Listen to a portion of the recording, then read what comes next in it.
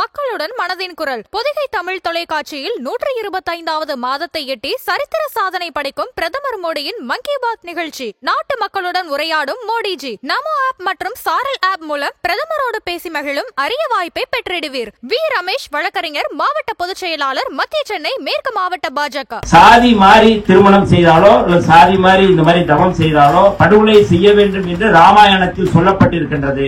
ஒரு அரசியல்ல ஒரு பொறுப்புல இருக்கும்பொழுது நீ இப்படி ஒரு வன்முறையை தூண்டுற, அடுத்த ஜாதிக்காரனோட எரிச்சலை தூண்டக்கூடிய வகையில நான் கேட்கிற சமுதாய மக்களை இன்னும் இரட்டை குவளை முறை இருக்கு, இன்னும் மேல தெருவுல இருக்கிறவங்க கீழே தெருக்கு போக முடியாது, கீழே தெருவில் உள்ளவங்க மேல தெருவுக்கு போக முடியாது, ஊருக்கு உபதேசம் பண்றது இருக்கட்டும். முதல்ல நீ சார்ந்த உன்னோட சமுதாயத்துக்கு, நீ சார்ந்த கட்சி சார்ந்த அந்த சமுதாயத்துக்கு, நீ அந்த சமுதாய மக்களுக்கு, அந்த இளைஞர்களுக்கு என்ன பண்ண?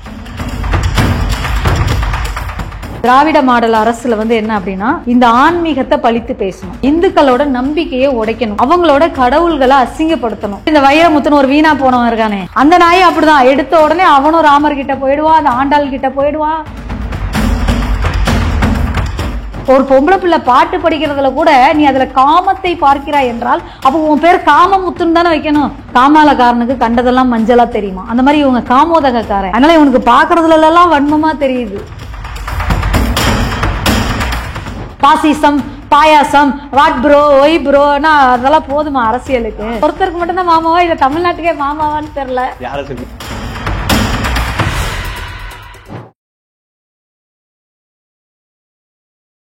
இளையபாரதியர்களுக்கு வணக்கம். இந்த சிறப்பு விருந்தினர் யாருன்னா பாஜகவை சார்ந்த நிஷா ராஜா அவர்கள் தான். வணக்கம்க்கா. வணக்கம். எப்படி இருக்கீங்க? நல்லா இருக்கேன். நல்லா இருக்கீங்களா? நல்லா இருக்குக்கா. இப்போ என்ன, நேற்றைய தினம் விசிகாவே சார்ந்த வன்னியரசு அவர்கள் என்ன சொல்லிருக்காருன்னா, ஜாதி மாறி கல்யாணம் பண்ணா ஆணவ கொலை பண்ணணும் அப்படின்னு ராமாயணத்துல இருக்கு அப்படின்னு சொல்லிருக்காருக்கா. ஏன்னா தொடர்ச்சியா பாக்குறோம், நம்ம திமுகவை சேர்ந்தாலும் சரி, திருமாவளவன் அவர்களும் சரி, தொடர்ச்சியா சனாதன தர்மத்தை இழிவுபடுத்தி பேசிட்டு இருக்காங்க. இது எப்படிக்கா பாக்குறீங்க? படிடான்னு சொன்னா எங்கடா கேக்குறானுங்க இவனுங்க. அதாவது ராமாயணத்திலே பாத்தீங்கன்னா நிறைய இருக்கு. வால்மீகி எழுதின அந்த ராமாயணம் இருக்குது, கம்பர் எழுதின கம்பர் ராமாயணங்கள் இருக்குது. வால்மீகி எழுதின ராமாயணம் ராமரோட பட்டாபிஷேகத்தோடு முடிஞ்சிடும். அதுக்கப்புறம் கம்பர் ராமாயணம் எழுதியிருக்காரு. அதுக்கப்புறம் பார்த்தீங்கன்னா இவர் சொல்கிற அந்த உத்தர காண்டம் சொல்கிறதுல பார்த்தீங்கன்னா லவகுசனோட பிறப்புக்கு அப்புறம் வரக்கூடிய கதைகளில் இது உபகதையாக கொண்டுட்டு வராங்களே தவிர, அதுலேயும் பார்த்தீங்க அப்படின்னா சம்பூகன் என்ற ஒருத்தர் என்ன பண்ணுறாரு, தலைகீழ தவம் பண்ணுறாரு.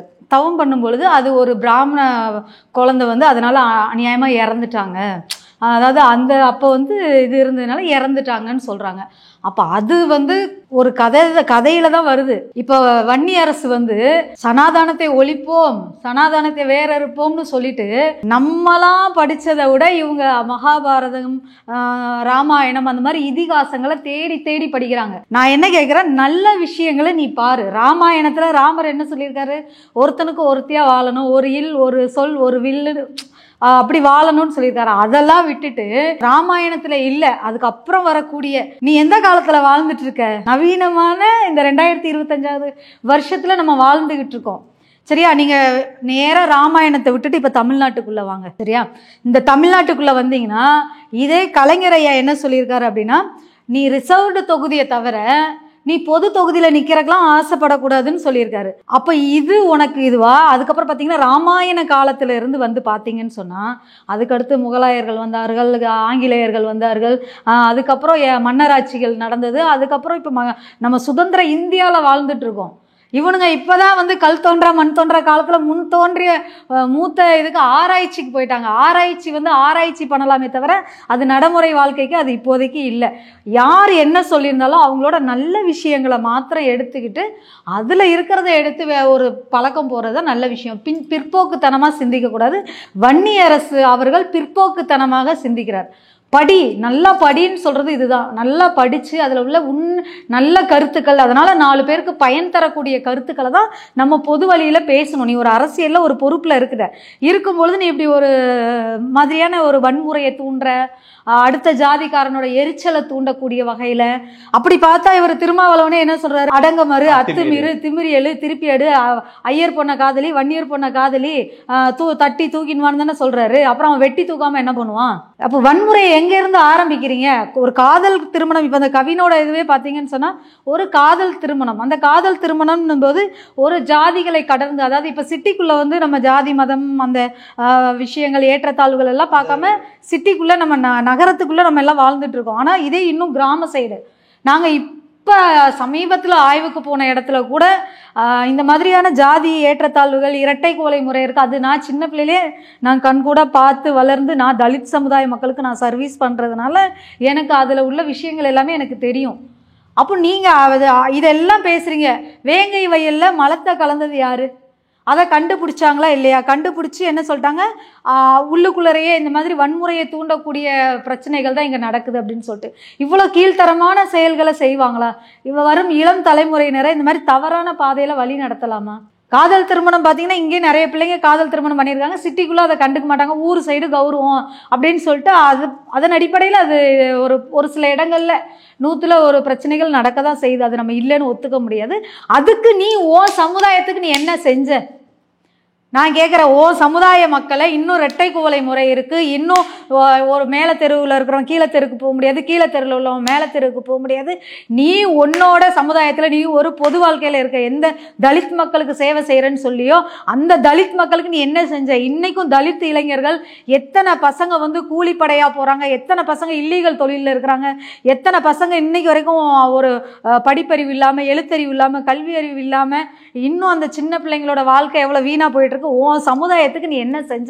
அந்த பட்டியலை வந்து வன்னியரசுகிட்ட முதல்ல கேட்கணும். நீ அடுத்தவங்களுக்கு ஊருக்கு உபதேசம் பண்றது இருக்கட்டும், முதல்ல நீ சார்ந்த உன்னோட சமுதாயத்துக்கு, நீ சார்ந்த கட்சி சார்ந்த அந்த சமுதாயத்துக்கு, நீ அந்த சமுதாய மக்களுக்கு, அந்த இளைஞர்களுக்கு என்ன பண்ண? ஆக்கப்பூர்வமா என்ன பண்ணீங்க அதை சொல்லுங்க. அதனால வன்முறையை தூண்டுறதுக்கு என்ன வேணா பேசலாம். ரெண்டாவது ஆனா ஊனா இவனுங்களுக்கு எல்லாம் பிடிச்சது என்னன்னா ஐயர்கிட்ட போயிடணும். எடுத்தோடனே போனவொடனே ஐயர்டே அவெல்லாம் கண்டுக்க கூட மாட்டான்டா, அவன் உண்டு, அவன் புள்ள உண்டு, அவன் வேலை உண்டுன்னு அவன் இங்கே படித்தானா, நான் ஃபஸ்ட் கிளாஸில் பாஸ் பண்ணானா, வெளிநாட்டில் போய் செட்டில் ஆகிறானான்னு இருக்கிறான். நீ இளம் தலைமுறையில என்ன பண்ண? நம்ம இளம் தலைமுறையிற்கு என்ன பண்ண?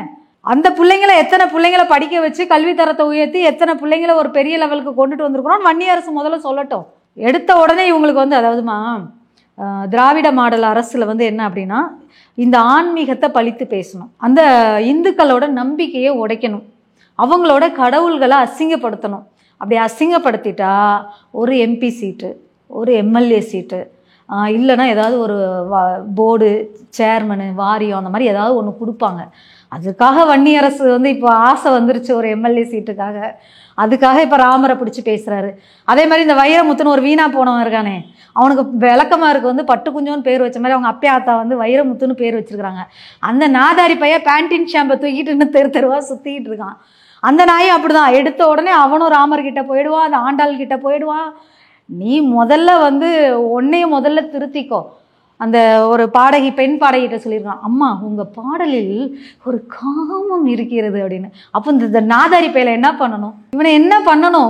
ஒரு பொம்பளை பிள்ளை பாட்டு படிக்கிறதுல கூட நீ அதில் காமத்தை பார்க்கிறாய் என்றால் அப்போ உன் பேர் காமமுத்துன்னு தானே வைக்கணும். பேண்டின் ஷாம்பு எங்கள் வீட்டுக்கு வாங்க, நான் உங்களுக்கு கிஃப்ட் தரேன் அப்படின்னு சொன்னானா. அவங்களாம் அவங்க பாட்டியை கூட்டிட்டு போயிருக்காங்க. போனால் அந்த பன்னாட பையன் ஷாம்பு கண்டிஷனரையும் தூக்கிட்டு வரானா. அப்போ எந்த அளவுக்கு வந்து இவனுக்கு எவ்வளோ ஒரு தரம் தாழ்ந்த சிந்தனை. அப்போ இவனோட எண்ணத்துலலாம் எப்படி ஒரு நல்ல எண்ணங்கள் வரும்? அதாவது எல்லாருமே அவங்களோட சுய லாபத்திற்காக மட்டுமே இந்து கடவுள்களை பழித்து பேசுகிறதா இருக்கட்டும், இந்த மாதிரி திரித்து பேசுவதாக இருக்கட்டும், நல்ல விஷயங்களை விட்டுட்டு அல்லது இருக்கக்கூடிய விஷயங்களை மாத்திரமே இவங்க எடுக்கிறாங்க. ஏன்னா காமாலக்காரனுக்கு கண்டதெல்லாம் மஞ்சளாக தெரியுமா, அந்த மாதிரி இவங்க காமோதகக்காரன். அதனால் இவனுக்கு பார்க்குறதுலலாம் வன்மமாக தெரியுது. அது இவங்களோட எண்ணம். இந்து சமுதாய மக்களை மட்டும் இவங்க தாக்கி பேசிட்டே இருக்காங்க. எதுனா இந்து எழுச்சி இல்லையா, அதனால தாக்கி பேசுறாங்களா? இந்து மக்கள் வந்து ஒரு சாந்த குணம் உள்ளவங்க. அவங்க வந்து பாத்தீங்க அப்படின்னு சொன்னீங்கன்னா இந்த மாதிரி வந்து அவங்களுக்கு கடவுள் நம்பிக்கை இருக்கு, அதனால அவங்க நம்ம வீடு உண்டு, நம்ம வாசல் உண்டு, நம்ம தெய்வம் உண்டு அப்படின்னு சொல்லிட்டு போயிடுவாங்க. இது மாதிரியான பேசுறவங்களெல்லாம் அவங்க ஒரு புழு, சாக்கடையில நெம்புற ஒரு புழு மாதிரி பார்த்துட்டு போயிடுவாங்க. அதனால அது அப்படி இருந்துச்சு. இப்போ இருக்கக்கூடிய ஒவ்வொரு இளைஞர்கள் அந்த தன்னோட மதம் சார்ந்த ஒரு பிடிப்பு இருக்கிறவங்க, இப்போ இந்து முன்னணி போன்ற அமைப்புகள், அவங்களாம் இப்போ கேட்க ஆரம்பித்த உடனே தான் இவங்களோட விஷயங்கள், ரெண்டாவது சோசியல் மீடியாலாம் நல்லா வளர்ந்ததுக்கு அப்புறம் தான் இந்த இவங்களோட திருட்டுத்தனமான வேலைகள் எல்லாம் வெளியில் வருது. அதுக்கு முன்னாடி வரைக்கும் அது எதுவுமே வராமல் தான் இருந்துச்சு. அக்கா இப்போ பார்க்க முடியுது, சமீபத்தில் தவைக்கா தலைவர் விஜய் அவர்கள் வந்து மதுரையில் மிகப்பெரிய மாநாடு நடத்தினார்.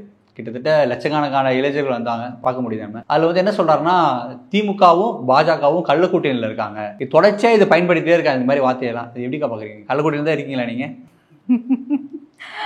விஜய் அவர்கள் வந்து அரசியலில் வந்து ஒரு இப்போதான் ஓடி ஆடி தவழ்ந்து விளையாடி துள்ளி குதிச்சு ஓடக்கூடிய ஒரு கத்துக்குட்டியான ஒரு குழந்தை. கத்துக்குட்டிக்கு இந்த அளவுக்கு கூட்டம் வருதே காப்ப, ஒரு ரசிகர்கள் அதாவது ஒரு நம்ம பார்க்க முடியுது. நம்ம அந்த ஒரு லேடர் இருக்கு, லேடரை கூட அப்படியே உடைச்சுக்கிட்டு அலை மாதிரி வருது அப்படியே. அதுதான்மா நம்ம இளம் தலைமுறையினருக்கு பார்த்தீங்க அப்படின்னு சொன்னால் ஒரு சினிமா மோகம் இருக்கு பசங்களுக்கு. அதாவது ஒரு யதார்த்தமான வாழ்க்கையை விட்டுட்டு ஒரு கற்பனையான மாய உலகத்தில் இந்த குழந்தைங்களை வாழ வைக்கிறதுல பார்த்தீங்கன்னா அது இந்த திரையில் வந்து நல்ல விஷயங்களும் வருது, கெட்ட விஷயங்களும் வருது. நம்ம பசங்க எல்லாருமே ஒரு திரையில் வர்றவரையே ஒரு ரியல் ஹீரோ அப்படின்னு நினச்சிட்றாங்க.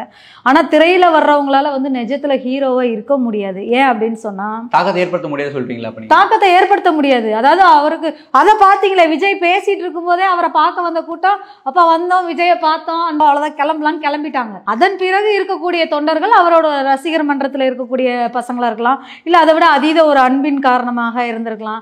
அப்படி அதீத அன்புல கூட ஒரு தலைவரை பார்க்கறதுக்கு ஒரு பையன் அந்த ரேம்ப் வாக்ல ஏறி ஓடி வரான். ஓடி வர பையனையே உன்னால ஒரு தலைவனா ஒரு பையனையே உன்னால எதிர்கொள்ள முடியல, சரியா? அந்த ரேம்ப் வாக்ல இருந்து அவனை பிடிச்சி கீழே தூக்கி போட்டுட்டாங்க. அப்போ அந்த பையனோட அம்மா சமீபத்தில் இப்போ ஒரு சோசியல் மீடியாவில் தகவல் கொடுத்துருக்காங்க, என் பையனுக்கு கை கால் உடஞ்சி இல்லை அவனுக்கு ஏதாவது ஒரு இதுவாகி அவனுக்கு ஏதாவது ஒரு தவறு அவன் செத்து போயிட்டானா யார் எனக்கு என் பிள்ளைக்கு பதில் சொல்கிறது? அப்போ தன்னை நோக்கி வரக்கூடிய ஒரு ரசிகனையே விஜயால் திருப்திப்படுத்த முடியல, அவனை தொட்டு பேச முடியல, அவனை ஆஸ்வாசப்படுத்த முடியல. அந்த பையன் அதிகபட்சம் உன்ட்ட வந்து என்ன கேட்டுற போகிறான்? காசு கேட்டானா, பணம் கேட்டானா, சொத்து கேட்டானா, இல்லை சொத்துல பாதி எனக்கு எழுதி கொடுன்னு கேட்டானா? ஒன்றும் இல்லை, அவன் ஒரு தலைவனை பார்க்குறான், ஆசையாக ஓடி வரான், அழகாக கட்டி பிடிச்சி ஒரு தட்டி கொடுத்துட்டு ஒரு ஃபோட்டோ எடுத்து அனுப்பிச்சு அவனே இறங்கி போயிட போகிறான். புரியுதா? அதுக்கு நீ வந்து உன்னோட பாடி கார்டை வச்சு தூக்கி தூர போடுற, சரி பாடி கார்டு வச்சு தூக்கி போடுறீங்க, இது ஒன்று. ரெண்டாவது, ஒரு 2 ஆள் உயரம்க்கு அந்த ரேம்ப் வாக்கில் வந்து ஒரு 2 ஆள் ஒரு 12 அடி உயர கம்பியில் வந்து ஃபுல்லாக கிரீஸ் தடவுறீங்க யாரும் ஏறக்கூடாதுன்னு சொல்லிட்டு. இளம் கன்று பயம் அறியாது பிள்ளைங்க என்ன பண்ணுறானுங்க, ஏறிட்டானுங்க, மரத்துக்கு மேலே ஏறுறானுங்க, இங்கே ஏறுறானுங்க, அங்கே ஏறுறானுங்க, எல்லாம் ஒரு ஆசை, ஒரு ஆர்வம். அதே மாதிரி இன்னொரு பையனை பார்த்தீங்கன்னா உடம்பெல்லாம் விஜய் விஜய்னு எழுதிட்டு வரான். அதுக்கெல்லாம் ஒர்த்தே இல்லை அந்த ஆள். ஏன்னா விஜய் விஜய்னு எழுதிட்டு வந்தால் மட்டும் அவருக்கு பாத்திர போகிறாரா இல்லை கேட்டுற போகிறாரா? அவன் அரசியல்வாதி, அவர் ஒரு சினிமாவிலேருந்து வந்திருக்கிறாரு. அவர் கிறிஸ்தவர்களோட கள்ள கூட்டணி வச்சு அந்த வெளிநாடுகளில் இருக்கக்கூடிய வர ஃபண்டை அனுபவித்து அதன் தூண்டுதலின் பெயரால் மதத்தின் பெயரால் இங்கே பிரித்து இந்த நாட்டு மக்களுக்குள்ள ஒரு பிளவை கொண்டுட்டு வரணும்னு சொல்லிட்டு அந்த கிறிஸ்தவ மிஷினரிகளால் வெளி உலகத்துக்கு காட்டப்பட்டவர் தான் விஜய். விஜய் ஒன்றும் தன்னோட சொந்த கை காசு போட்டு 100 கோடி ரூபாய் செலவு பண்ணி அவர் ஒன்றும் பண்ணல. நீ அந்த 100 கோடி ரூபாய் கொடுத்து மாநாடு பண்ணதுக்கு ஒரு ரசிகர்களுக்கு, ஒரு ரசிகர் மன்றத்துக்கு ஆளுக்கு ஒவ்வொரு கோடி ரூபாய் 100 ரசிகர் மன்றத்துக்கு கொடுத்துருந்தேன்னு வையன், அவன் இன்னும் உன்னை கோயில் கட்டி கும்பிடுவானே. ஆளுக்கு ஒரு 10 லட்சத்தை சொல்லுங்கப்பா, இல்லை ஆளுக்கு ஒவ்வொரு லட்சம் கொடுத்து அனுப்புங்க உன் ரசிகர்களுக்கு, இன்னும் வெறியா பசங்களாம் வேலை செய்வானுங்க. உன்னோட ரசிகர்கள் வந்தாங்க, அவங்களுக்கு நீ என்ன நல்ல விஷயத்த சொல்லி கொடுத்த? பாசிசம், பாயாசம், வாட் ப்ரோ, ஒய் ப்ரோனா அதெல்லாம் போதுமா அரசியலுக்கு? அவரே பார்த்தீங்கன்னா மாமா, அவரு ஒருத்தருக்கு மட்டும்தான் மாமாவா இல்லை தமிழ்நாட்டுக்கே மாமாவான்னு தெரியல. விஜயதான் நான் தான் தமிழ்நாட்டின் மாமான்னு சொல்லியிருக்கிறாருல. அப்ப மாமா அப்படின்னு சொன்னா நீ எந்த பிள்ளைங்களுக்கு சீர் பண்ணியிருக்கிற, இல்ல எந்த அக்கா தங்கச்சி பிள்ளைக்கு வந்து சடங்குக்கு வந்திருக்கிற, காது குத்துக்கு வந்திருக்கிற, கல்யாணத்துக்கு என்ன செய்முறை செஞ்சிருக்கிற சொல்லு. நீ ஒரு ரசிகர் மன்றத்துல இருக்கிற பொம்பளை பிள்ளைங்களுக்கு நீ என்ன பண்ணிருக்கிறேன்னு சொல்லு. நான் இத்தனை பிள்ளைங்களுக்கு வந்து மொட்டை அடிச்சு காது குத்திருக்கேன், இத்தனை பிள்ளைங்களுக்கு சடங்குக்கு சீர் பண்ணிருக்கேன், தாய் மாமான்னு சொன்னல, நான் இத்தனை பிள்ளைங்களுக்கு சடங்குக்கு சீர் பண்ணிருக்கேன், இத்தனை பிள்ளைங்களுக்கு கல்யாணத்துக்கு நான் ஒரு 5000 10,000 நான் கொடுத்துருக்கிறேன் அப்படின்னு சொல்லுங்க தாய் மாமாவை. சும்மா வந்தவன் போனாலும் மாமா கீமா ஓமான்னு இருந்தா என்னதான் அர்த்தம்? அப்புறம் இன்னும் என்ன சொல்றாருன்னா, மோடி அவர்களை கேட்டு எங்களுக்கு கச்சத்தீவை மட்டும் மீட்டு கொடுத்துருங்க, நீட்டை வந்து ஒழிச்சிடுங்க, இந்த மாதிரிலாம் பேசியிருக்காரு. இதை எப்படிக்கா பாக்குறீங்க? கச்சத்தீவை முதல்ல அங்க கொடுத்தது யாரு? ஸ்ரீலங்காவுக்கு கொடுத்தது யாரு? காங்கிரஸ்ல கொடுத்தாங்க. அப்புறம் அதை மீட்டுடுனா என்ன, நான் வச்சிருக்கிற செல்போனை டக்குனு உங்க கையில கொடுத்துட்டு போறதுக்கு? அது இரு நாடுகளுக்கு இடையில, ஒரு உலக நாடுகளுக்கு இடையிலே பேசி அதை கொண்டுட்டு வர்றதுக்கான ஒரு விஷயங்கள் அதுல இருக்கு. அதனால எடுத்தவங்க அவுத்தோன்னு இந்த ஆள் வந்த உடனே இவர் நேத்து கட்சி ஆரம்பிச்சுட்டு இன்னைக்கு வந்துட்டு நீ கச்சத்தீவை மீட்டுடு அப்படின்னு சொன்னா, முதல்ல கச்சத்தீவை யார் இலங்கைக்கு தார வார்த்தது? அந்த கச்சத்தீவை மீட்கணும்னா அரசாங்க ரீதியாக நமது இந்திய அரசாங்கத்தின் மூலமாக என்னென்ன நடவடிக்கைகள் மேற்கொண்டால் அந்த கச்சத்தீவை உலக நாடுகளிடம் பேசி இலங்கையிடம் பேசி மீண்டும் நம்ம அதை மீட்டு கொண்டு வரதுக்கு என்ன வழிவகைகள் இருக்கிறது என்பதை ஆராய்ந்து பார்க்காமல் சிறுபிள்ளைத்தனமாக, ஏன்னா ₹1 2 சாக்லேட்டா டக்குன்னு இப்படி கொடுத்து இப்படி வாங்குறதுக்கு, அதனால ஒரு அறியாத்தனமான ஒரு பதில். நீட்டை சொல்றாரு, ஒவ்வொரு 10வது 11வது 12வதுக்கு தேர்வு வைக்கிறாங்க. அதே மாதிரி குரூப் 1 குரூப் 2 அந்த மாதிரி மற்ற அதிகாரிகளுக்கு அரசு பணிகளுக்கு தேர்வு வைக்கிறாங்க. ஆசிரியராகணும் அப்படின்னாலும் அதுக்கும் ஒரு தேர்வு வைக்கிறாங்க. அந்த மாதிரி ஒவ்வொன்றுக்கும் ஒவ்வொரு தேர்வுகள் இருக்கும் பொழுது ஒரு மருத்துவ மாணவன் ஒரு அடுத்த ஒரு டாக்டரா போறதுக்கான ஒரு மருத்துவ இதுக்கான ஒரு ஆரம்பத்திற்கான அந்த ஒரு பரீட்சை தான் நீட் பரீட்சை. அந்த நீட் எக்ஸாமை கூட எழுதக்கூடாது அப்படின்னு சொன்னேன்னா, ஒரு நீட்டுக்கே தயாராகாத ஒரு குழந்தை நாளைக்கு டாக்டர் ஆகி அவன் வந்து எப்படி ஒரு உயிரை காப்பாற்றுவான்? இது என்ன விளையாட்டா? இது என்ன விளையாட்டு விஷயமா? எல்கேஜி யூகேஜி படிக்கிறதப்பா நீ எக்ஸாம் வேணான்னு சொல்கிறதுக்கு, இல்லை நீட்டை ரத்து பண்ணணுன்னு சொல்கிறதுக்கு? நீட்டை கொண்டுட்டு வந்தது சிதம்பரம் அவங்களோட மனைவி நளினி சிதம்பரம். அதுக்கு கையெழுத்து போட்டது கலைஞர். இவங்க காங்கிரஸ் பீரியடில் கொண்டுட்டு வந்தாங்க. அந்த நீட்டை வந்து நீ கொண்டுட்டு போகணுன்னா உச்ச நீதிமன்றம் தான் அதை நீட்டு வந்து ஒன்றும் பண்ண முடியாது, அது கட்டாயம் தேவைன்னு கொடுத்துருக்குறாங்க. அப்போ நீ விஜய் பேசுனது வந்து கோர்ட் அவமதிப்பு வழக்கில் விஜய் மேலே தான் கேஸ் போடுற மாதிரி இருக்கும். ஏன்னா ஒரு நீட் எக்ஸாமுக்கு தயாராகாத ஒரு குழந்தை வந்து, நீட் எக்ஸாமே எழுத முடியாத ஒரு குழந்தை, நீ நாளைக்கு டாக்டரா வந்து எப்படி நீ ஒரு உயிரை காப்பாற்றுவ? உயிரோட விளையாடுவீங்களா? ரெண்டாவது, இந்த நீட் பரீட்சையில் ஒரு மிகப்பெரிய ஒரு மெடிக்கல் மாஃபியா இருக்குது. அது என்னன்னு சொல்லி பார்த்தா, இந்த காலேஜ் வச்சிருக்கக்கூடியவங்க எல்லாருமே பார்த்தீங்கன்னா, இப்போ இதே ஒரு நீட் வர்றதுக்கு முன்னாடி பார்த்தீங்கன்னா கோடீஸ்வரவங்க வீட்டு பிள்ளைங்க மட்டும்தான் அந்த நீட்டில் படிக்க முடியும். கிட்டத்தட்ட பார்த்தீங்கன்னா வருஷத்துக்கே இத்தனை கோடி, 1 கோடி 2 கோடி 3 கோடின்னு காலேஜோட கேட்டகரி தகுந்த மாதிரி கோடிகளை கொடுத்தா மட்டும்தான் படிக்க முடியும். ஆனால் மோடி வந்து என்ன பண்ணார் தெரியுமா? வெறும் 15,000 16,000 25,000 இருந்தால் போதும், நீ நார்மலாக காலேஜில் என்ன படிக்கிறியோ, இன்னைக்கு எல்கேஜி யூகேஜி பிள்ளைங்களுக்கு வருஷத்துக்கு 50,000 கட்டுறோம், நீட்டுக்கு 25,000 நீ ஃபீஸை கட்டினேன்னா உன் பிள்ளை டாக்டராக படித்து வந்துடுவான். இன்னைக்கு பார்த்தீங்கன்னா எத்தனையோ பசங்க வந்து இன்னைக்கு நீட்டில் தமிழ்நாட்டிலேருந்து போயிருக்காங்க. ஏன்னா இவர் கண்ணை மூடிட்டு உக்காந்துட்டு திடீர்னு டபக்குன்னு எந்திரிச்சு நீட்டை நிறுத்திடு அப்படின்னு சொன்னால் என்ன இதெல்லாம் விளையாட்டா இல்லை? தமிழோட பெருமையை வந்து ஒன்றிய அரசு மறைக்குது, கீழடி விஷயத்தை பற்றி பேசியிருக்காருக்கா. 6 மணிக்கு மேலே முதல்ல இவர் என்ன பண்ணுறாருன்னு தோண்டி துருவி பார்க்கணும். அதே மாதிரி பார்த்தீங்கன்னா இவர் வீட்டில் இன்கம் டேக்ஸ் ஆகிடு போச்சு, ஸ்விம்மிங் பூலில் ஃபுல்லாக காசாக வச்சுருந்தாங்கன்னு சொல்லிட்டு அது ஒரு பிரச்சனை. நீ கார் வாங்குற, அதாவது வெளிநாட்டிலேருந்து ஒரு இம்போர்ட்டட் கார் வாங்குற, அந்த காருக்கே உன்னால் வந்து அதுக்கான வரியை கட்ட முடியல. வெளிநாட்டிலேருந்து இறக்குமதி பண்ணுற அந்த காருக்கு உன்னால் வரி கட்ட முடியல. நீ எல்லாம் வந்து தமிழ்நாட்டில் வந்து உட்காந்து அரசியல் பேசுகிற. கேட்டால் நான் ஒரு படத்துக்கே இத்தனை கோடி வாங்குறேன், 100 கோடி வாங்குறேன், 200 கோடி வாங்குறேன்னு சொல்கிறேன். நீ வாங்கின காருக்கு உன்னால் 1 கோடியோ 50 லட்சமோ டேக்ஸ் கட்ட முடியல. அதுக்கே நீ வந்து கோர்ட்டில் போய் நின்ன ஆள் தானே. அப்போ நீ எப்படி முன்மாதிரியாக இருப்ப? இளைஞர்களுக்கு எப்படி முன்மாதிரியாக இருப்ப? இன்னைக்கு அரசியல் கட்சிக்கு வந்த உடனே திடீர்னு உனக்கு ஞான உதயம் வந்துருச்சா? அதெல்லாம் ஊரை ஏமாத்துறதுக்கு. ஏன்னா பொது வாழ்க்கையில் இருக்கிறோம் அப்படின்னு சொன்னால் நிறைய தியாகம் பண்ணணும், நேரம் கொடுக்கணும், ஒருத்தனோட நல்லது கெட்டதுக்கெல்லாம் போய் நிற்கணும். நீ இப்போ சமீபத்தில் இந்த தூய்மை பணியாளர்கள் பிரச்சனை சென்னையில் நடந்ததில்ல, அதுக்கு விஜய் என்ன பண்ணார் தெரியுமா? தூய்மை பணியாளர்கள் ரோட்டில் உட்காந்து போராட்டம் பண்ணிட்டு இருக்கான். நீ நல்லவனாக இருந்தா நீ இறங்கி வந்து தூய்மை பணியாளர்கள் நடுவில் போய் உட்கார்ந்துருந்தேன்னா இன்னைக்கு அவங்களுக்கு இன்னைக்கு எவ்வளோ பெரிய நல்ல விஷயங்கள் நடந்திருக்கும். நீ என்ன பண்ண? அதில் முக்கியமான ஒரு 10 பேர் மட்டும் எங்கள் வீட்டுக்கு வாங்க நான் பேசுகிறேன்னு சொல்லி இவங்களை வீட்டுக்கு அழைத்து பேசுகிறார். இது நல்ல பழக்கமா? மாநாட்டில் கூட தீர்மானம் எதுவும் போட்ட மாதிரி தெரியலையா? அதை பற்றி குறிக்கோள் இருந்தால் தானப்பா தீர்மானம் போடுறதுக்கு. அது சின்ன பிள்ளைங்க வந்தாங்க சுய விளம்பரத்துக்கு, what uncle, why uncle, very very wrong uncle அப்படின்னு சொல்கிறதுக்கு வேணால் நல்லாயிருக்கும். ரெண்டாவது, அவர் வந்து ஒரு முதலமைச்சர், அவரை பற்றி பேசுகிறதுக்கு இதே ஜெயலலிதா அம்மா காலில் போய் விழுந்தவர் தானே விஜய். அதெல்லாம் மறந்துருச்சா? ரெண்டாவது, அங்கிளாம் யாரை பார்த்து போங்கு பண்ணுறாரு. அதெல்லாம் வந்து ஒரு சில விஷயங்கள்லாம் ஏற்றுக்க முடியாது. அதனால் விஜய் அவர்கள் வந்து அன்னைக்கு பாரத பிரதமர் நரேந்திர மோடி அவர்களையாக இருக்கட்டும், இல்லை நமது தமிழ்நாட்டோட முதல்வர் ஸ்டாலின் அவர்களாக இருக்கட்டும், அவர்களை பற்றி பேசின விஷயங்களெல்லாம் ஏற்றுக்கவும் முடியாது, மன்னிக்கவும் முடியாது. நேற்று பெஞ்ச மழையில் இன்னைக்கு முளைச்ச காளான் விஜய், அது 3 நாளில் அது அழிஞ்சு போயிடும். அதுக்கப்புறம் வந்துட்டு பெரிய விஷயமா சிங்கம் கதை சொன்னார். சிங்கம்னா எப்படி தெரியுமா அப்படின்னு, சிங்கம் யானை கிட்ட மாட்டுச்சுன்னா என்ன தெரியுமா? தூக்கி அடித்தா இடுப்பு எலும்பு உடஞ்சி போயிடும். சிங்கம் அப்புறம் நொண்டிட்டு தான் நடக்கணும்.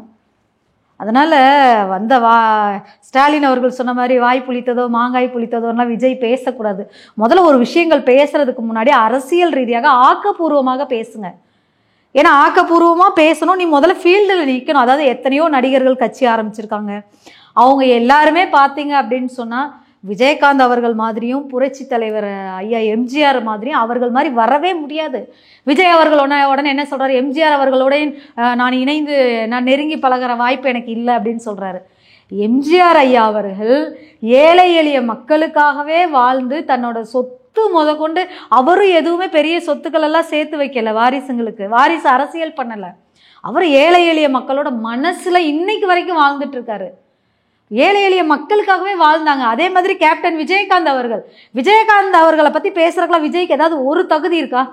நீ சினிமாவில் கோடி கோடியாக நீ சம்பாரிச்ச. ஆனால் விஜயகாந்த் அவர்கள் தான் நடிகராக இருக்கக்கூடிய நேரத்தில் கூட தன்னோட சக நடிகர்கள் கூட நடிக்கக்கூடிய துணை நடிகர்களாக இருக்கட்டும், அந்த ப்ரொடக்ஷனில் இருக்கிறவங்களா இருக்கட்டும், யாரும் ஒருவேளை பசியில் இருக்கக்கூடாதுன்னு சொல்லிட்டு தன்னோட சொந்த கை காசு போட்டு சாப்பாடு போட்டவங்க.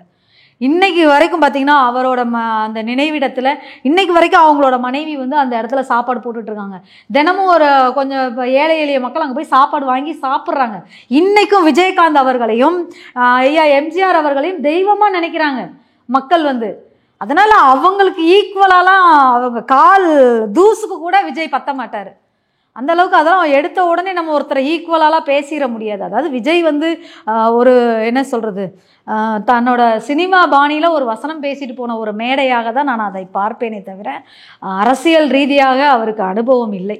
இப்போ நாளைய தினம் விநாயகர் சதுர்த்தி திருவிழா இது தமிழகத்தில் பெருமளவில் எல்லாம் பயங்கரமாக கொண்டாடுவாங்க. நம்ம தமிழக முதல்வர் அவர்கள் என்னன்னா வாழ்த்து சொல்லாமல் இருக்காங்க அப்படின்னு இந்து முன்னணியர் பாஜகவினர் நீங்கள் கூட சொல்கிறீங்க இந்த மாதிரி வாழ்த்து சொல்ல மாட்டாங்க எங்களுக்கு. ஆனால் ரம்ஜான், பக்ரீத், கிறிஸ்மஸ் இதுக்கெல்லாம் மட்டும் வாழ்த்து சொல்லிடுறாங்க. எப்படிக்கா பார்க்குறீங்க நீங்கள்? வாழ்த்து உங்களுக்கு இந்த தடவை சொல்லுவாரா? வாழ்த்து மனசு இருந்தால் தான் வாழ்த்து சொல்ல முடியும், யாருக்காக இருந்தாலும். இல்லைக்கா, மனசு இருக்காருக்கு, ஆனால் ஓட்டுக்காக பண்ணுறாங்க அப்படின்னு நீங்கள் சொல்கிறீங்க.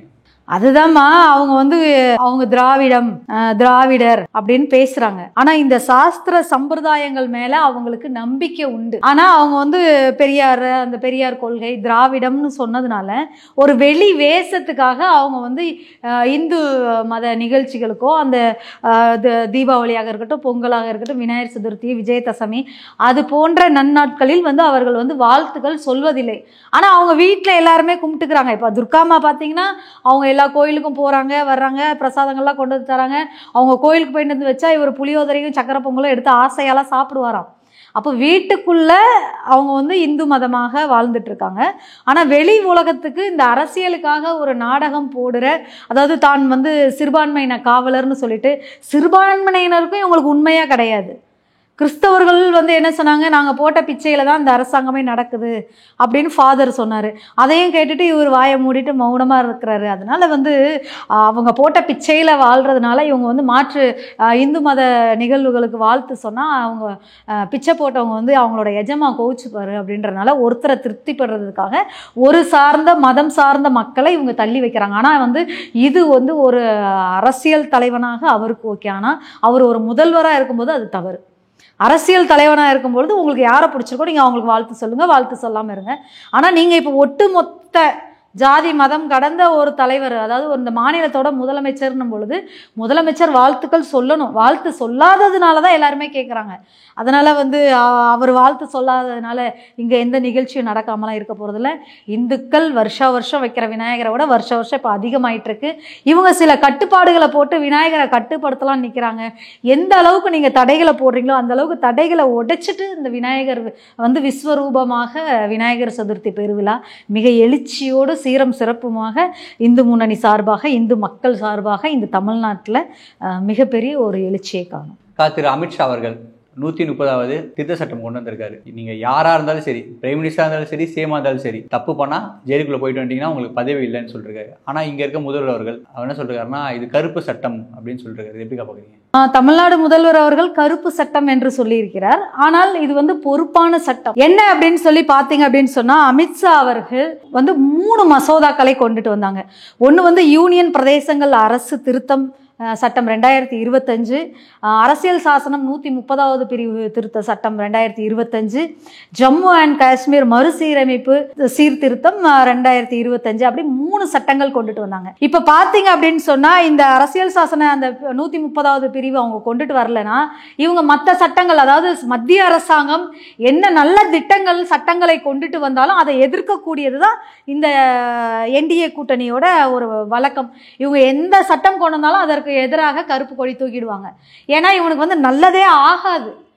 அதனால பார்த்தீங்க அப்படின்னு சொன்னால் இந்த சட்டங்களை பொறுத்த வரைக்கும் பார்த்தீங்கன்னா 1963 45வது அந்த பிரிவில் பார்த்தீங்க அப்படின்னு சொன்னால் ஒரு முதலமைச்சராக இருக்கக்கூடியவங்க, ஒரு பிரதமராக இருக்கக்கூடியவங்க ஒரு தவறு செய்து சிறையில் இருந்தாலும், சிறையிலிருந்து வெளியில் வந்தாலும் அவங்க வந்து அந்த அதே பதவியில் நீடிக்கலாம் அப்படின்னு ஒரு சட்டம் இருக்குது. அதில் தான் பார்த்தீங்கன்னா நம்ம உதாரணத்துக்கு நம்ம 10 ரூபா செந்தில் பாலாஜி, பாட்டில் பாலாஜி வந்து சிறை சென்று வந்தப்போ அவர் சிறைக்குள்ளே இருக்கும்போது அமைச்சராக இருந்தார். சிறையிலேருந்து வெளியில் வந்த உடனே அதே அமைச்சர் பதவி அவருக்கு கொடுத்தாங்க, அமைச்சர் பொறுப்பு அவருக்கு கொடுத்தாங்க. அப்போ இது வந்து எந்த ஒரு அநியாயம். இப்போ பார்த்தீங்க அப்படின்னு சொன்னால் ஒரு ஹெல்மெட் போடலன்னா 1000 ரூபா பிடிச்சி இது பண்ணுறீங்க. அந்த ஆள் 1000 கோடிக்கு ஊழல் பண்ணியிருக்கிறாரு. சிறையில் இருக்கும்போது அமைச்சரா, அவர் வெளியில் வந்த உடனே அமைச்சரா, என்ன நியாயம்? அது அநியாயமா இல்லையா? அப்போ இந்த அநியாயமான சட்டத்துக்கு வந்து மறுசீரமைப்பு தேவைன்னு சொல்லிட்டு தான் நமது நரேந்திர மோடி அவர்கள், உள்துறை அமைச்சர் அமித்ஷா அவர்கள் அந்த சட்டத்தை கொண்டு வந்திருக்காங்க. அப்போ அந்த சட்டத்தை கொண்டுட்டு வரும்பொழுது அதில் பிரதமர் அவர்களுடைய பெயர், அந்த பொறுப்பு வந்து உள்ள பதிவாகலை. அதாவது முதலமைச்சர்கள், அமைச்சர்கள், அதுக்கு கீழே உள்ள அப்படி வந்தது நிர்வாகத்தில். அப்போ பிரதமர் நரேந்திர மோடி அவர்கள் என்ன சொல்கிறாரு, பிரதமரையும் அதை உள்ளே கொண்டுட்டு வாங்க, எல்லாருக்கும் அந்த சட்டம் வந்து பொதுவாக இருக்கணும், அப்போ தான் வந்து ஒரு அரசு ஆளக்கூடிய எல்லாருக்குமே அந்த ஒரு பயம் இருக்கும் அப்படின்னு சொல்லிட்டு பிரதமர் அவங்களுடைய பேரையும் உள்ளே கொண்டுட்டு வராங்க. கொண்டுட்டு வந்து இந்த சட்டம் எவ்வளோ ஆக்கப்பூர்வமான ஒரு விஷயம் பாருங்கள். தன்னோட இதெல்லாம் யாருமே யோசிக்க முடியாதது. இதே வந்து இந்திரா காந்தி அம்மா வந்து அந்த எமர்ஜென்சி பீரியடுக்கு முன்னாடி அவங்கள பற்றின ஒரு தீர்ப்பு வரும்பொழுது இந்த சட்டங்கள் எல்லாம் மாற்றி அமைக்கிறாங்க. அப்போ அந்த இதை வந்து இப்போ தான் இத்தனை ஆண்டு காலங்கள், நாடு சுதந்திரம் அடைந்து இத்தனை ஆண்டு காலங்கள் கழித்ததுக்கு பிறகு தான் இன்றைக்கி அந்த சட்டத்திலே சீர்திருத்தம் கொண்டு வராங்க. இது மிகப்பெரிய ஒரு சீர்திருத்தமான ஒரு திட்டம், வரவேற்க தகுந்த ஒரு திட்டம். ஏன்னா இதெல்லாம் கனவுல கூட எந்த ஒரு பிரதமரும் நினைத்திருக்க மாட்டார்கள் இப்படி ஒரு சட்டத்தை எடுத்துகிட்டு வருவோன்னு. அதெல்லாம் வந்து நாட்டை நேசிக்கக்கூடிய நரேந்திர மோடி அவர்களாக இருக்கட்டும், உள்துறை நிர்வகிக்கக்கூடிய அமித்ஷா அவர்களாக இருக்கட்டும். இப்போ அமித்ஷா அவர்களை பற்றி பெருமையாக இங்க ஒரு இடம் இருக்கு. என்ன அப்படின்னு சொன்னீங்கன்னா, அந்த கோத்ரா ரயில் எரிப்பு சம்பவத்துல அவங்க குற்றவாளின்னு சொல்றாங்க. அப்போ அமித்ஷா அவர்கள் என்ன பண்றாங்க, தான் பொறுப்பெடுத்து தன்னோட, அப்போ வந்து அவங்க குஜராத் மாநிலத்தோட உள்துறை அமைச்சராக இருந்தாங்க. அப்போ அவங்க தன்னோட உள்துறை அமைச்சர் பதவியை வந்து ராஜினாமா பண்றாங்க. பண்ணிட்டு அதுல இருந்து விலகிட்டு தான் குற்றமற்றவர்னு என நிரூபணம் ஆனதுக்கு பின்னாடி தான் அவங்க இதே அரசியல் இதுக்குள்ள வந்துட்டு இன்னைக்கு இந்த நம்ம தாய் நாட்டோட இந்தியாவோட உள்துறை அமைச்சராக அமித்ஷா அவர்கள் வந்தார்கள். எது தியாகம்? ஊழல் பண்ணுவேன், லஞ்சம் எடுப்பேன், கொலை பண்ணுவேன், அரசியல் சார்ந்த அநாகரிகமான வேலைகள் எல்லாம் செய்துட்டு திருப்பியும் அதே அரசியல் பதவியில் நீடிப்பீங்க. ஆனால் இதெல்லாம் வந்து ஒரு ஒழுக்கத்திற்கான சீர்கேடான விஷயங்கள்னு சொல்லிட்டு இந்த சட்டத்தை கொண்டு வந்து அதை திருத்தங்கள் கொண்டு வராங்க. அதை வரவேற்காம எதிர்க்கிறோம் அப்படின்னு சொன்னால் இவங்களுக்கு எல்லாருக்குமே பயமா? ஏன்னா எல்லாருமே டாஸ்மாகில் இப்போ பார்த்தீங்கன்னா டெல்லியோட முதலமைச்சர் வந்து அரவிந்த் கெஜ்ரிவால் அவர்கள் சிறை சென்று வந்தார். அதுக்கப்புறம் அவர் திருப்பியும் சிஎம் ஆனார். அதுக்கப்புறம் இப்போ எலெக்ஷனில் தான் இப்போ அவர் மாறி இருக்கார் முன்னாள். அதே மாதிரி ஜார்க்கண்ட் மாநிலத்தோட சிபு சோரன் இருக்கார், அவரும் இதே மாதிரி சிறைக்குள்ளே போனார். அது மாதிரியான ஒரு விஷயங்கள். அதே மாதிரி இங்கேயும் பார்த்தீங்கன்னா இப்போ இந்த டாஸ்மாகில் 1000 கோடிக்கு மேலே ஊழல் நடந்திருக்கு. அதனால் இங்கே இருக்கிறவங்களும் சிறை செல்லக்கூடிய, வழிவகைக்கக்கூடிய இந்த திட்டங்கள் இருப்பதனால் இவர்களுக்கெல்லாம் பயம், திருடங்களுக்கெல்லாம் பயம். அதாவது இந்த திட்டங்கள் வந்ததுன்னா நம்ம கஷ்டப்படுவோம் அப்படின்னு. ஆனால் இந்த திட்டங்கள் கண்டிப்பாக வரும். மக்கள் பணத்தை, மக்களோட உழைப்பை யாரெல்லாம் சுரண்டி அரசாங்க பணத்தை சாப்பிட்டாங்களோ அவங்க எல்லாம் சிறை செல்லக்கூடிய காலம் வெகு தொலைவில் இல்லை. இப்போ சமீபத்தில் திருநெல்வேலி பாஜகவின் பூத் கமிட்டி மாநாடு நடந்திருக்குக்கா, எப்படிக்கா பார்க்குறீங்க? ஒரு வளர்ச்சி. அதாவது பாஜக தமிழகத்தில் காலூன்ற முடியாது அப்படின்னு சொன்னாங்க. அப்போ நாங்கள் வந்து ஒரு குறிப்பிட்ட சதமான வாக்குகள் வச்சுருந்தோம். அதுக்கப்புறம் அண்ணாமலை அவர்கள் பீரியடில் வந்து எங்களுக்கு 18% ஒரு வாக்குகள் கிடைத்தது. இன்று தமிழகம் முழுவதும் பூத் கமிட்டியை பலப்படுத்தும், பூத் கமிட்டி அமைத்து அந்த பூத் கமிட்டியை பலப்படுத்தும் மாநாடாக தான் இப்போ திருநெல்வேலியில் அந்த நடைபெற்ற மாநாடு. அதுக்கு மரியாதைக்குரிய உள்துறை அமைச்சர் அவர்கள் வந்திருந்தார்கள். மாநாடு மிக சிறப்பாக நடைபெற்றது. இது வந்து பார்த்தீங்க அப்படின்னு சொன்னால் தமிழ்நாட்டில் பாஜக ஒரு அசைக்க முடியாத ஒரு மாபெரும் சக்தியாக வந்ததுக்கு தான் இந்த பூத் கமிட்டியோட மாநாடு. ஆனால் தாவேகா தலைவர் விஜய் என்ன சொல்றாருன்னா, தாமரையில் தண்ணியே ஒட்டாது, தமிழ்நாடு மக்கள் மட்டும் எப்படி ஒட்டுவாங்க அப்படின்னு கேட்குறாரு. அதுதான் சொன்னேன், டேய் படிடா பரமா அப்படின்ற மாதிரி, படிடா மாமா விஜய், ஜோசப் விஜய், முதல்ல வரலாறு என்னன்னு படி. தாமரை இலையில தான் தண்ணி ஓட்டாதே தவிர பூ வந்து அதுக்கு மேலே தான் வளரும். இது கூட ஜோசப் விஜய்க்கு தெரிலனா எப்படி? முதல்ல படிங்க. அதாவது தண்ணி இருக்குது அப்படின்னு சொன்னால் அந்த தாமரை தண்டானது அந்த தண்ணியிலேருந்து மேலே வந்து இலை தான் அதில் ஒட்டாமல் இருக்கும், அதன் மேலே தான் பூ பூக்கும். சரிங்களா? அது மட்டும் இல்லாமல் பார்த்தீங்கன்னா இந்த சூரிய ஒளியிலிருந்து இந்த தண்ணியோட அந்த நீராவியாவி போகாமல் தடுக்கிறது தாமரை தான். அப்போ இரட்டை இலையை மறைச்சிட்டு அதே மாதிரி என்னமா இரட்டை இலையை மறைச்சிட்டு பூ வளர்ந்துருமா? இரட்டை இலையை மறைக்குதுன்னு சொல்லலையே, இலைக்கு மேலே தான் தாமரையை வளர்ந்துருக்கிறது. அதனால் ஒவ்வொரு கட்சிகளுக்கும் இதெல்லாம் வந்து ஒவ்வொரு கட்சிகளுக்கும் ஒரு கொள்கை இருக்கிறது, ஒரு கோட்பாடு இருக்கிறது. அவர்கள் மக்கள் மத்தியில் களத்தில் இருக்காங்க. இன்றைக்கி பார்த்திங்கன்னா இப்போ நாங்கள் கூட்டணியில் இருக்கோம். இப்போ நாங்கள் 18% வாக்குகள் வித்தியாசத்தில் நாங்கள் இந்த தமிழ்நாட்டில் நாங்கள் எங்களோட கால் ஊன்றி இருக்கிறோம். பாஜக வலுவாக இங்கே தாமரை மலர்ந்திருக்கிறது. அதே மாதிரி ஏடிஎம்கே அவங்களும் பார்த்திங்கன்னா அவங்களும் இந்த இன்றைக்கி இப்போ எடப்பாடி பழனிசாமி அவர்கள், முன்னாள் முதல்வர் எடப்பாடி பழனிசாமி அவர்கள் இன்னைக்கு பிரச்சாரத்துக்கு போயிட்டு இருக்காங்க. அதனால அவர்கள் கட்சியை அவர்கள் வளர்த்து கொண்டு வந்து தான் அதை ஒரு வலிமையான ஒரு கூட்டணி அமைத்து, தேசிய ஜனநாயக கூட்டணி அமைத்து அதில் தான் நாங்கள் ஓட்டு சதவீதம் வாங்கி வெற்றி வாகை சூட போகிறோம். அண்ணாமலை அவர்களும் சொல்லிருக்காரு, இது மாதிரி நம்ம என்டிஏ சார்ந்த திரு எடப்பாடி அவர்கள் வந்து முதலமைச்சர் ஆகி காட்டுவோம் நம்ம. ஆமாம், எங்களுக்கு டெல்லி எங்களுக்கு பாஜக மேலிடம் என்ன சொல்கிறாங்களோ அதை நாங்கள் தலை தாழ்ந்து ஏற்று அதை நாங்கள் செயல்படுத்தினதா எங்களோட தமிழ்நாட்டில் எங்களோட வேலை. அதை நாங்கள் கண்டிப்பாக செய்வோம்.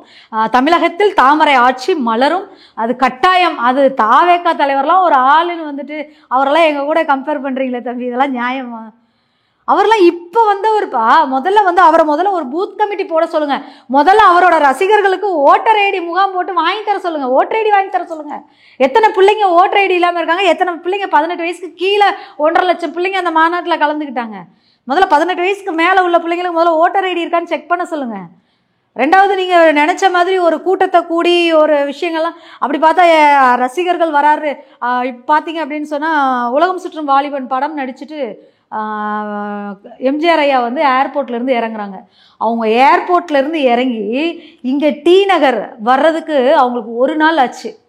அந்த அளவுக்கு மக்கள் எழுச்சியாக நின்று எம்ஜிஆர் ஐயா அவர்களை வரவேற்றாங்க. எந்த தலைவனாவது ஒரு நாள் ஃபுல்லாக தன்னோட ரசிகர்களுக்கு கொடுத்து நீங்கள் பார்த்துருக்குறீங்களா? விஜயை 1.5 மணி நேரம் அவரால் ஸ்டேஜ்லேயே நிற்க முடியல. அதுக்குள்ளே 5:45 ஓடி போய் கேரவனில் ஏறிட்டீங்க.